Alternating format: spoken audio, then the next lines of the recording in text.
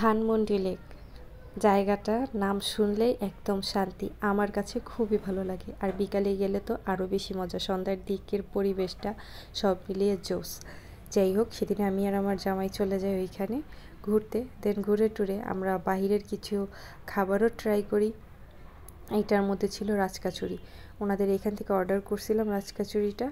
যাই হোক, ওনাদের এখানে অনেক মানুষ থাকা সত্ত্বেও আমাদের কিভাবে যেন তাড়াতাড়ি রাজকাচুরিটা সার্ভ করে। সার্ভিসটা ওনাদের খুবই ভালো ছিল, আর এটার টেস্ট যদি বলতে হয় একদম আমার কাছে অনেক ভালো লাগছে।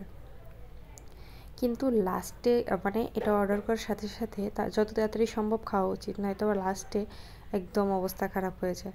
দেন আমরা অর্ডার করি মিনি বার্গার। এই বার্গারের টেস্টটাও একদম অতুলনীয় ছিল, একদম ক্রিস্পি ছিল উপরের যে রুটি বা বান যেটাই বলেন, আর ভিতরে ফ্লেভারটাও খুব মজা ছিল।